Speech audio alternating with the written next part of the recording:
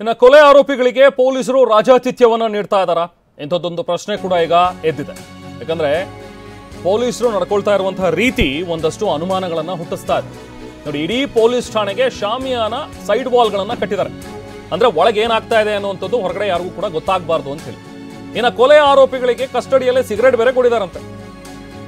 ವಶದಲ್ಲಿದ್ದಂತಹ ಆರೋಪಿಗೆ mobile phone ಅನ್ನ ಕೂಡ ಕೊಟ್ಟಿದ್ದಾರೆ. ಬಹುಶಃ ಶಾಮಿಯಾನ ಸೈಡ್ ವಾಲ್ಗಳನ್ನೆಲ್ಲವನ್ನು ಕೂಡ ಕಟ್ಟಿ ಒಳಗಡೆ ರೆಡ್ ಕಾರ್ಪೆಟ್ ಕೂಡ ಹಾಕಿ ಸನ್ಮಾನ ಮಾಡ್ತಾ ಇದ್ದಾರೆ ಅನ್ಸುತ್ತೆ. RR ನಗರದ ಪಟ್ಟಗಣಗೆರೆ ಶೆಡ್ ನಲ್ಲಿ ಮಹಾಜರ್ ಪ್ರಕ್ರಿಯೆ ನಡೆಸ್ತಾ ಇದ್ರಲ್ಲ, ಆ ಟೈಮ್ನಲ್ಲಿ ಪೊಲೀಸ್ ಪೇದೆ ಒಬ್ಬ ಫೋನ್ ಬೇರೆ ಕೊಟ್ಟಿದ್ದ. ಕಾಡಿಬೇಡಿ ಮೊಬೈಲ್ ಅನ್ನ ಪಡೆದುಕೊಂಡ ಒಬ್ಬ ಆರೋಪಿ ಫೋನ್ ಅಲ್ಲಿ ಮಾತಾಡಿದಾನೆ. ಮೊಬೈಲ್ ನಲ್ಲಿ ಮಾತನಾಡಿರುವಂತಹ ದೃಶ್ಯ ಕ್ಯಾಮೆರಾದಲ್ಲಿ ಕೂಡ ಸೆರೆ ಸಿಕ್ಕಿದೆ. ನೋಡಿ, ನೀವು ಒಂದು ದೃಶ್ಯ ನೋಡಬಹುದು. ಆರೋಪಿಗೆ ಮೊಬೈಲ್ ಕೊಡ್ತಾ ಇರುವಂಥವ್ರು ಪೊಲೀಸರೇನೆ ತಮ್ಮ ಮೊಬೈಲನ್ನು ಕೊಟ್ಟು ಮಾತಾಡಿಸಿದ್ದಾರೆ. ಪಾಪ ತುಂಬ ಅರ್ಜೆಂಟ್ ಕಾಲ್ ಇತ್ತು ಅನಿಸುತ್ತೆ, ಯಾರಿಗೋ ಕಾಲ್ ಮಾಡಬೇಕಾಗಿತ್ತು ಅಂತ ಅನಿಸುತ್ತೆ. ಸೊ ಹಾಗಾಗಿ ಕಾಡಿಬೇಡಿ ಆತ ಫೋನ್ ಇಸ್ಕೊಂಡಿದ್ದಾನೆ. ಬಟ್ ಈ ಥರ ಕಸ್ಟಡಿಯಲ್ಲಿರುವಂಥ ಆರೋಪಿಗೆ ಫೋನ್ ಕೊಡೋದು ಎಷ್ಟು ಮಟ್ಟಿಗೆ ಸರಿ? ನೀವು ಫೋನನ್ನು ಸೀಸ್ ಮಾಡಿ ಇಟ್ಟಿದ್ದೀರಿ, ನೀವೇನಾದರೂ ಮಾಹಿತಿ ಕೊಡಬೇಕು ಅಂತ ಹೇಳಿದ್ರೆ ಪೊಲೀಸರ ಮೂಲಕ ಮಾಹಿತಿ ಹೋಗಬೇಕದು. ಆರೋಪಿಗಳು ಅಥವಾ ಆರೋಪಿಗಳ ಸಂಬಂಧಿಕರಿಗೆ ಏನೋ ವಿಚಾರ ಮುಟ್ಟಿಸ್ಬೇಕು, ಅಥವಾ ಆರೋಪಿಗಳಿಗೇನೋ ತೊಂದರೆ ಇದೆ ಅಂತನೋ, ಅಥವಾ ಬೇರೆ ಏನೇ ವಿಚಾರ ಇದ್ರೂ ಕೂಡ ಅದು ಪೊಲೀಸರು ಆಗಬೇಕು ಹೊರತು ನೀವು ಕೊಟ್ಬಿಟ್ರೆ ಹೇಗೆ ಫೋನನ್ನು ನೀವೇ ಮಾತಾಡ್ಕೊಳ್ಳಿ ಅಂತೇಳಿ ಬಿಟ್ಟು ಕಳಿಸ್ಬಿಡಿ. ಹಾಗಾದರೆ ಇನ್ನೇನು ಬಿಟ್ಟು ಹೋಗಿ ಎಲ್ಲ ಮುಗಿಸ್ಕೊಂಡು ಪಾಪ ಮಾತಾಡ್ಕೊಂಡು ವಾಪಸ್ ಬರ್ತಾರೆ. ಇಂಥದ್ದೊಂದಷ್ಟು ಆರೋಪಗಳು ಕೂಡ ಈಗ ಪೊಲೀಸರ ಮೇಲೆ ಬರ್ತಾ ಇವೆ. ಮತ್ತೊಂದು ದೃಶ್ಯ ನೋಡಿ, ಅಲ್ಲಿ ಕಾಂಪೌಂಡಿಗೆ ಸೈಡ್ ವಾಲನ್ನು ಕಟ್ತಾ ಇರುವಂಥದ್ದು. ಬಹುಶಃ ದರ್ಶನ್ದು ಶೂಟಿಂಗ್ ಎಲ್ಲ ನಡೀತಾ ಇದೆಯಲ್ಲ, ಹಾಗಾಗಿ ಇಲ್ಲೇ ಸೆಟ್ ಹಾಕೋಣ, ಇಲ್ಲೇ ಶೂಟಿಂಗ್ ಮಾಡೋಣ ಅನ್ನುವಂಥ ಒಂದು ಇರಾದೆ ಏನಾದರೂ ಇದೆಯಾ? ಗೇಟ್ ಮುಂಭಾಗವೂ ಕೂಡ ಶಾಮಿಯಾನವನ್ನು ಕಟ್ತಾ ಇದ್ದಾರೆ, ಸೈಡ್ ವಾಲ್ನ. ಹೊರಗಡೆಯಿಂದ ಏನು ನಡೀತಾ ಇದೆ ಒಳಗಡೆ ಅನ್ನೋದು ಗೊತ್ತಾಗಬಾರ್ದು ಅಂಥೇಳಿ. ಇದೇನು ಸೆಕ್ಯೂರಿಟಿ ಪರ್ಪಸ್ಸಾ, ಅಥವಾ ಒಳಗಡೆ ಏನು ನಡೀತಾ ಇದೆ ಅನ್ನುವಂಥದ್ದು ಹೊರ ಜಗತ್ತಿಗೆ ಗೊತ್ತಾಗಬಾರ್ದು ಅನ್ನುವಂಥದ್ದು, ಅಥವಾ ಏನಾದರೂ ಇಲ್ಲಿ ದರ್ಶನ್ ಇದ್ದಾರೆ ಅಂಥೇಳಿ ಗೊತ್ತಾದ ತಕ್ಷಣ ಅಭಿಮಾನಿಗಳು ಯಾರಾದರೂ ನುಗ್ಗಿಬಿಡ್ತಾರೆ, ಏನಾದರೂ ತೊಂದರೆಗಳಾಗತ್ತೆ ಅನ್ನುವಂಥ ಒಂದು ವಿಚಾರನ ಇದನ್ನು ಪೊಲೀಸರು ಸ್ಪಷ್ಟಪಡಿಸ್ಬೇಕು ಮೊದಲು. ಯಾಕೆ ನೀವು ಹಿಂಗೆ ಮಾಡ್ತಾ ಇದ್ದೀರಿ ಅನ್ನುವಂಥದ್ದನ್ನು ಅಟ್ಲೀಸ್ಟ್ ಅದನ್ನು ಹೇಳಬೇಕಲ್ಲ. ಸ್ಥಳದಲ್ಲಿ ನಾವು ಪ್ರತಿನಿಧಿ ಪ್ರದೀಪ್ ಇದ್ದಾರೆ, ಮತ್ತಷ್ಟು ಡೀಟೇಲ್ಸ್ ಪಡಿತೋಣ. ಪ್ರದೀಪ್, ಒಂದಷ್ಟು ಪೊಲೀಸರ ನಡೆ ನೋಡ್ತಾ ಇದ್ರೆ ಅನುಮಾನಗಳನ್ನ ಮೂಡಿಸ್ತಾ ಇದೆ. ಈಗ ಮೊನ್ನೆ ನಡೆದಂಥದ್ದು ಒಂದಷ್ಟು ವಿಚಾರಗಳು, ಫೋನ್ ಕೊಟ್ಟಂತಹ ಒಂದು ವಿಚಾರ ಆಗಿರಲಿ, ಕಸ್ಟಡಿಯಲ್ಲಿರುವಂಥವ್ರಿಗೆ ಸಿಗರೇಟ್ನ ವ್ಯವಸ್ಥೆ ಮಾಡ್ತಾ ಇದ್ದಾರೆ ಅಂತೇಳಿ, ಇವತ್ತು ನೋಡಿದ್ರೆ ಶಾಮಿಯಾನ ಕಟ್ತಾ ಇದ್ದಾರೆ, ಸೈಡ್ ವಾಲ್ ಆಗ್ತಾ ಇದ್ದಾರೆ. ಅಂದ್ರೆ ಒಳಗಡೆ ಇರುವಂಥ ಆರೋಪಿಗಳಿಗೆ ಏನು ಇವರೇನು ನಿಜಕ್ಕೂ ಕೂಡ ವಿಚಾರಣೆ ಮಾಡ್ತಾ ಇದ್ದಾರಾ, ಗ್ರಿಲ್ ಮಾಡ್ತಾ ಇದ್ದಾರಾ, ಅಥವಾ ರಾಜಾತಿಥ್ಯ ಕೊಡ್ತಾ ಇದ್ದಾರಾ ಅನ್ನುವಂಥದ್ರ ಬಗ್ಗೆನೂ ಕೂಡ ಸಂಶಯಗಳು ಬರುತ್ತೆ. ಪ್ರದೀಪ್,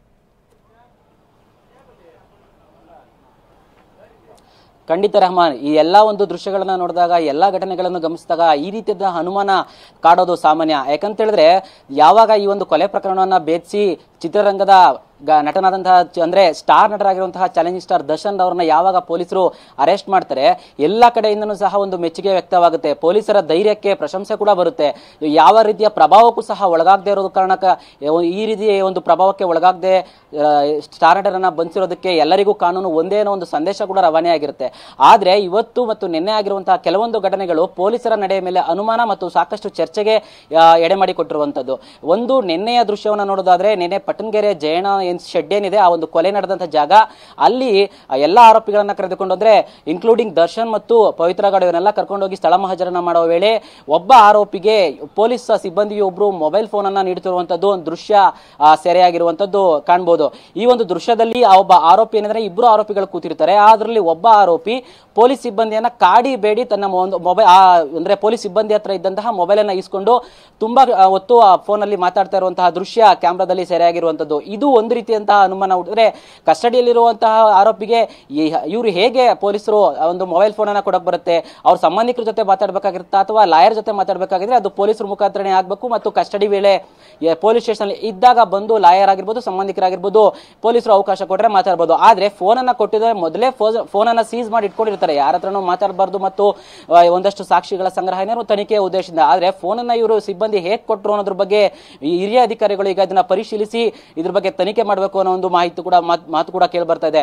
ಇನ್ನೊಂದು ಕಡೆ ಇವತ್ತು ಬೆಳಿಗ್ಗೆ ಕಮಿಷನರ್ ಅನ್ನಪೂರ್ಣೇಶ್ವರಿ ನಗರ ಪೊಲೀಸ್ ಠಾಣೆಗೆ ಬಂದ್ರು. ಅಂದ್ರೆ ಈ ಒಂದು ಅನ್ನಪೂರ್ಣೇಶ್ವರಿ ನಗರ ಪೊಲೀಸ್ ಠಾಣೆಯಲ್ಲೇ ಕಾಮಾಕ್ಷಿಪಾಳ್ಯ ಪೊಲೀಸರು ಏನು 13 ಜನರನ್ನ ಬಂಧಿಸಿದ್ರು, ಅವ್ರನ್ನ ಇಲ್ಲಿ ಇಟ್ಟಿರುವಂತದ್ದು.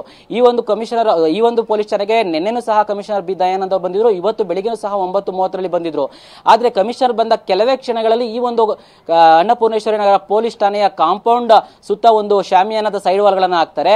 ಸಾಲದು ಅಂತ ಹೇಳಿ ಗೇಟ್ ನ ಓಪನ್ ಮಾಡಿ ಕ್ಲೋಸ್ ಮಾಡೋ ಅಷ್ಟು ಅಗಲಕ್ಕೂ ಸಹ ಏನು ಶಾಮಿಯಾನದ ಸೈಡ್ ವಾಲನ್ನ ಹಾಕ್ತಾರೆ.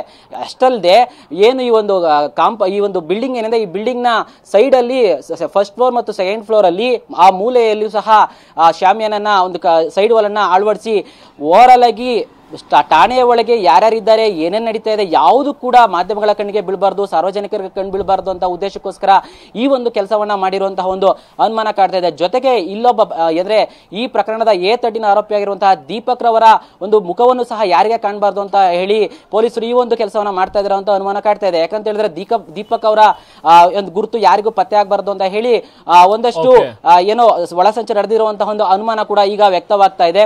ಈ ಹಿನ್ನೆಲೆಯಲ್ಲಿ ದೀಪಕ್ ಸಮೇತ ಯಾರ್ದು ಸಹ ಚಟುವಟಿಕೆಗಳು ಕಾಣಬಾರ್ದು ಅಂತ ಹೇಳಿ ಈ ರೀತಿಯಾದಂತಹ ಕೆಲಸಗಳನ್ನ ಮಾಡ್ತಾ ಇದ್ದಾರೆ ಅಂತ ಹೇಳಿ ಅನುಮಾನವನ್ನ ಕಾಡಿಸ್ತಾ ಇರುವಂತ. ಜೊತೆಗೆ ನಿನ್ನೆ ರಾತ್ರಿ ಕೂಡ ವಿಡಿಯೋದಲ್ಲಿ ನೋಡಬಹುದು, ಮಾಧ್ಯಮದವರು ಇಲ್ಲಿ ವಿಡಿಯೋ ಚಿತ್ರೀಕರಣವನ್ನ ಮಾಡ್ತಾ ಇದ್ದಾಗ ಇಲ್ಲಿ ಪೊಲೀಸ್ ಅಧಿಕಾರಿಯೊಬ್ಬರು ಮಾಧ್ಯಮದವರ ಜೊತೆ ಸಹ ಅನುಚಿತವಾಗಿ ವರ್ತನೆ ಮಾಡಿರುವಂತಹ ಒಂದು ವಿಡಿಯೋ ಸಹ ವೈರಲ್ ಆಗಿದೆ.